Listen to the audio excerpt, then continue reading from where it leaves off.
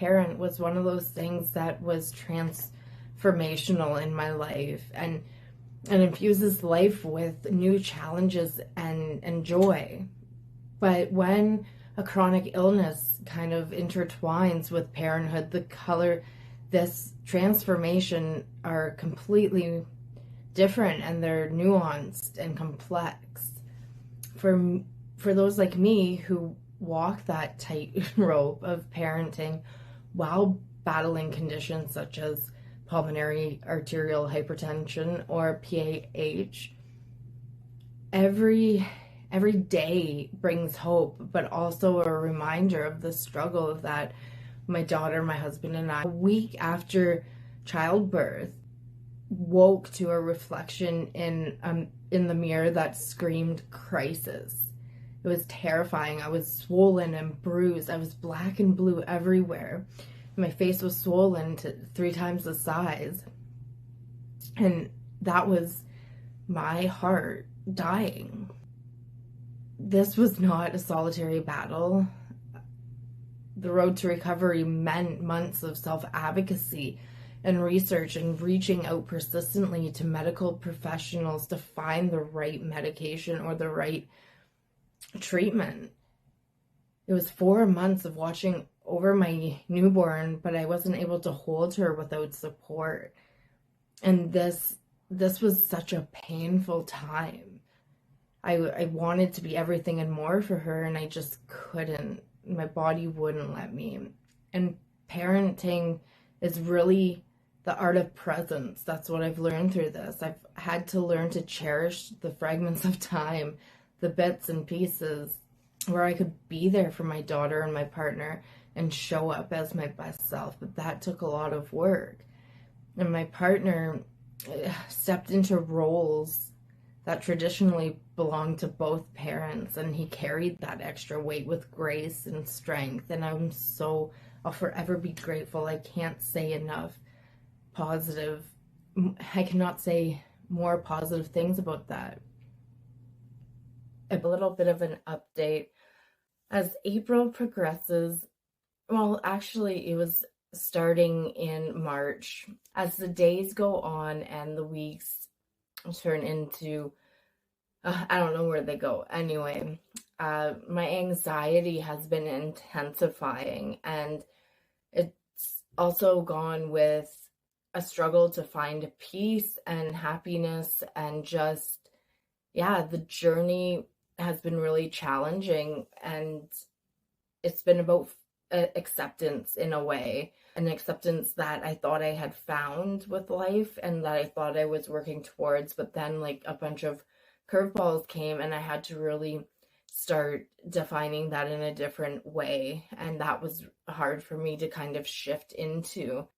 April marks my daughter's first year of being on this earth, and she means everything to me. She is absolutely what I needed in life.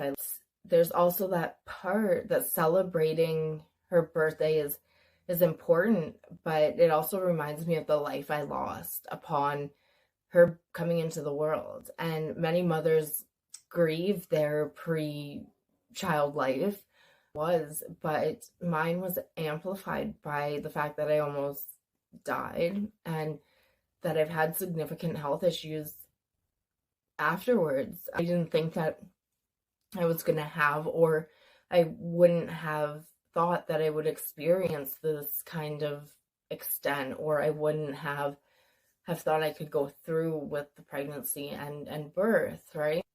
I think despite these like trials and tribulations, I'm trying to move forward, and that anxiety has just been lingering, and it's hard. It shows up mostly as physical anxiety, which means like I can't relax, and it transfers the physiological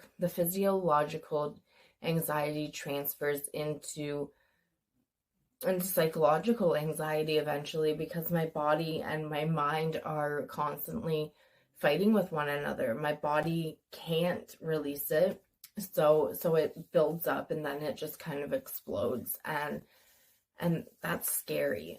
But anyway, uh, I'm getting there, and the external negativity that has been coming into my life has been even more difficult to manage, and I don't have a lot of tolerance for it, and I don't have a lot of room for those pieces because my life is so small. Um, I don't really have a social life. Nobody comes to visit us, really reaches out, and that's just the way it is. Like, I'm not saying that, and I'm not pointing fingers, and I'm not blaming people because, hey, we all have our lives, right? But we don't have that kind of support, and we don't have that kind of network. We are very isolated because we are in a town that is up north, and we don't really know anyone here. I'm not in the position to start going out and making friends, and I was always that person who was the planner, and I would get people together and that kind of thing. And then once I wasn't able to, I guess that disappeared, and it's just hard. Every single waking minute of my day is work, and if it's not work, it's doing menial tasks like washing my hair, or yeah, there's not a lot of room for activities or fun or that kind of thing, and I wish that people would understand that. So it's basically work and home life, and if either of those are off by just a little bit, it I can feel it, and it makes a huge impact because generally people go to work, they're able to go home, they have a social life, they have their activities, they have their family, they have whatever. And mine isn't that. It's basically my daughter, my mother, and my kid, my daughter, my mother, and my husband, and work. So when I'm having trouble at work, that makes a huge impact, and it leaves a huge area where I'm just not happy, right? So, anyway, I share this hoping to connect with others in similar situations, I guess, and emphasizing that while it may not get easier, I really do believe that it will become more manageable. And if it's that way for me, then I do believe it can be that way for you. But we have to put in that sincere effort. And I think there was a period not too not too long ago that I didn't have the energy. I didn't have it spiritually, physically, mentally. I was just done, and I'm starting to recover from that period of time.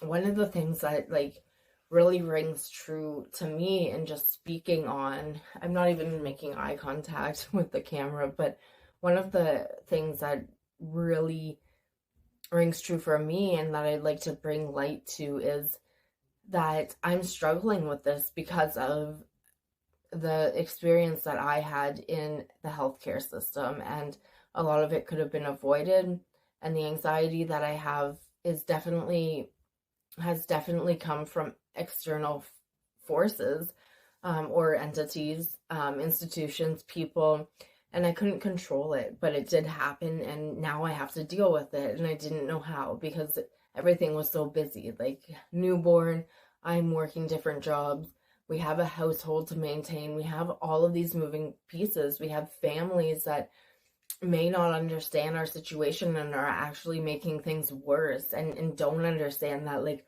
we can't drive 2 hours to go see you because, like, I'm dying. I'm physically dying. We have a newborn. Shit is hard, right? And people were not seeming to understand how insane our life was at that point.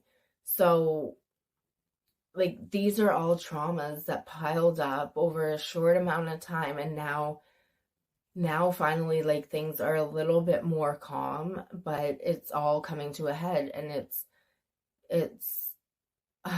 yeah, it's all coming out, and there is just a solid human being. I couldn't have asked for a better person in this. I don't know how I got so lucky in that I part of life. It's just, he is incredible, and I couldn't do this without him. But yeah, my anxiety was caused by other people, and some of my hurts still is building because of family and friends doing and acting and saying certain things, and then expecting me to fix the relationship, and I'm just not there anymore. But we have barriers in our healthcare for individuals with disabilities and with chronic illnesses, right? And it's multi-layered, and it can deeply affect each individual in a different way, but it does impact their quality of life. One area that I'd really like to touch on is negative experiences patients often encounter with medical technicians and doctors. Individuals with disabilities and chronic illnesses face a lot of criticism and also a lot of dismissive attitudes from people, and we have to learn how to navigate, just like the healthcare professional is constantly dealing with different people and their personalities and different, what we are dealing with the same. We have different doctors, we have different nurses, we have different medication people that call us, and all of this is like it. We have to change based on who we're dealing with, and that somehow isn't fair because we are often in like the downfall of our life. So this really leads to a lack of thorough investigation, and that's what happened in my case, at least, and can lead to death and also furthered disabilities and such, right? So this can be particularly traumatic when it comes to pregnancy care, like right after, and postpartum care. Like the stakes are higher for the mother and baby. Misdiagnosis and the prescription of improper medications, like what happened in my case, are sadly not uncommon, right? And it's either people aren't medicated at all or they're medicated improperly. So this is a real problem, and I'm tired of hearing professionals defend themselves. Stop. Just stop trying to say anything. Just stop. Trauma during childbirth, whether it's due to inappropriate care, lack of support, or medical oversight, beyond the immediate healthcare setting, the negative experiences that others and myself have had can really extend to the struggle of daily life. And that's a major one for me, I guess, is that I struggled to find the proper care and support, and it was just my husband and I trying to figure out what was right and what was wrong, and we didn't know anything. We needed people, and we didn't have that.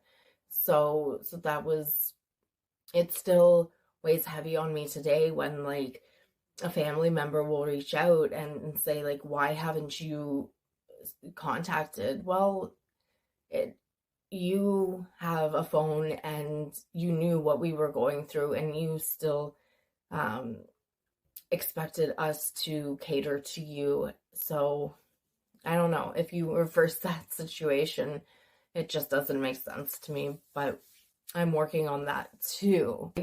I just felt more isolated and really just unheard and helpless and very much hopeless, right? Especially with a new baby, and the ramifications of these barriers in healthcare resonate through everyday life, compounding the mental health strain that I felt and that I was going through. So other individuals that I've talked to often struggle with fulfilling roles that are like really personally important to them, such as being a mother, a wife, a partner, whatever. And it leads to feelings of inadequacy and a lot of guilt for people like me that are forced to still work, right? And for some, like me, continuing to work becomes a necessity for maintaining that mental stability of managing a chronic illness or a disability, despite the emotional and physical toll it may take.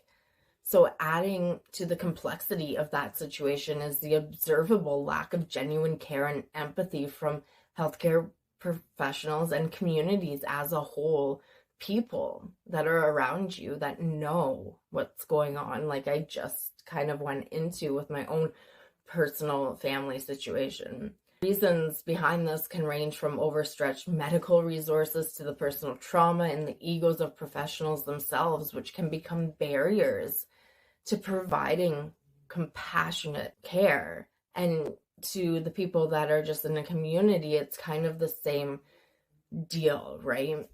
But these deeply ingrained issues are within our communities and in the healthcare systems. People in the community are people working in the healthcare system, right? And it definitely made me feel undervalued and misunderstood. So I'm now feeling family life, work, community, everything sucks. So yeah, when people say, oh, well, get therapy, yeah, but I can't, I don't know.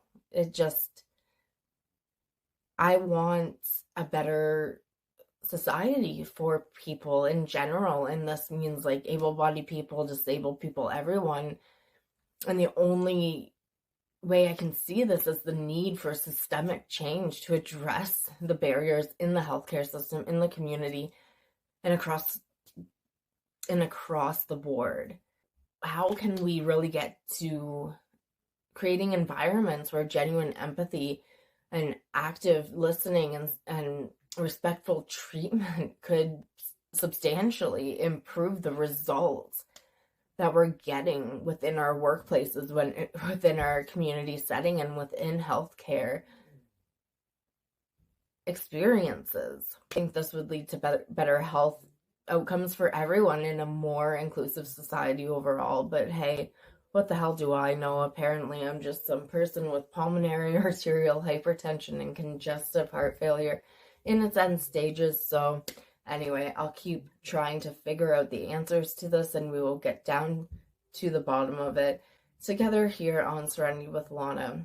Anyway, as always, much light, love, and good vibes. Peace.